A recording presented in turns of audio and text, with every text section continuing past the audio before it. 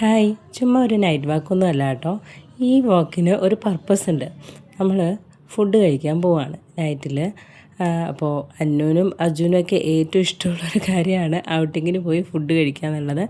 നമ്മുടെ ഹാജി മക്കാനിൽ തന്നെയാണ് ഇപ്രാവശ്യം പോകുന്നത്. വെറൈറ്റി ഫുഡ്സ് അവിടുത്തെ തന്നെ ടേസ്റ്റ് ചെയ്ത് നോക്കാം എന്നുള്ളതാണ് നമ്മുടെ ഇപ്പോഴത്തെ ഇൻറ്റൻഷൻ. അപ്പോൾ അവിടെ ചെന്നപ്പോൾ അവിടെ ഫുള്ളായിരുന്നു. കുറച്ച് നേരം വെയിറ്റ് ചെയ്യേണ്ടി വന്നു.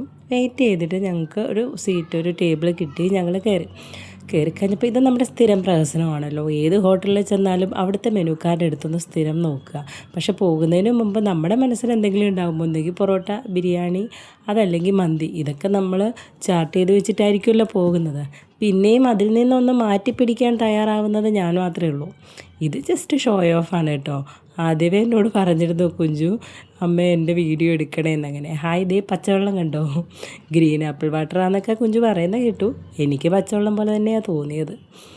പിന്നെ നമ്മൾ ഓർഡർ ചെയ്തത് ഇതൊക്കെയായിരുന്നു കേട്ടോ. മന്തി, ചിക്കൻ 65, പിന്നെ ഒരു ഷവർമ്മ മതി കുഞ്ചുനെന്ന് പറഞ്ഞിട്ടാണ് നമ്മൾ പോയത് തന്നെ.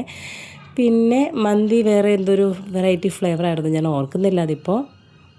പിന്നെ ചിക്കൻ 65 ഇങ്ങനെ നാരങ്ങ പിഴിഞ്ഞൊഴിക്കുന്നത് അർജുൻ്റെ അച്ഛൻ്റെ അതേ ഒരു സ്വഭാവം തന്നെയാണ് കേട്ടോ അർജുനും കിട്ടിയിരിക്കുന്നത്. അർജുനും ഭയങ്കര ഇഷ്ടം നാരങ്ങ ഇരിക്കുന്നതിൻ്റെ അപ്പം പിഴിഞ്ഞൊഴിക്കും. എനിക്ക് പക്ഷേ ആ നാരങ്ങ ഓവറാവുന്ന ഒരു ടേസ്റ്റ് ഇഷ്ടപ്പെടില്ല. അപ്പോൾ ഷവർമ്മ നല്ലതായിരുന്നു, നല്ല സ്പൈസി ആയിരുന്നു. എനിക്കും ഇഷ്ടപ്പെട്ടു, കുഞ്ചുവിനും ഇഷ്ടപ്പെട്ടു. പിന്നെ അന്നുവിന് ബിരിയാണി എന്നുള്ളതാണ്. ബിരിയാണി ആയാലും മന്തി ആയാലും അന്നുവിന് വലിയ കുഴപ്പമുണ്ടാവാറില്ല. പക്ഷെ അന്ന് ബിരിയാണി മതി എന്ന് പറഞ്ഞു. അവിടുത്തെ ബിരിയാണി എനിക്കിഷ്ടമായി കേട്ടോ. മന്തിയേക്കാളും എനിക്കിഷ്ടപ്പെട്ടത് ബിരിയാണിയാണ്.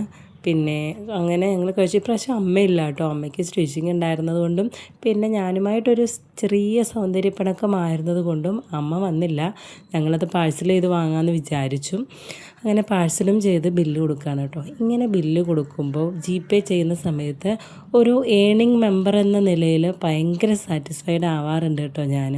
അതിന് ദൈവത്തോട് ഞാൻ എപ്പോഴും ഗ്രേറ്റ്ഫുള്ളായിട്ടിരിക്കും. ഇങ്ങനെ കുട്ടികളുടെ ഇഷ്ടത്തിന് പോയി വാങ്ങിച്ച് കൊടുക്കാൻ പറ്റുക എന്നുള്ളത് എനിക്ക് എപ്പോഴും ഭയങ്കര സന്തോഷം തരുന്നൊരു കാര്യമാണ് കേട്ടോ.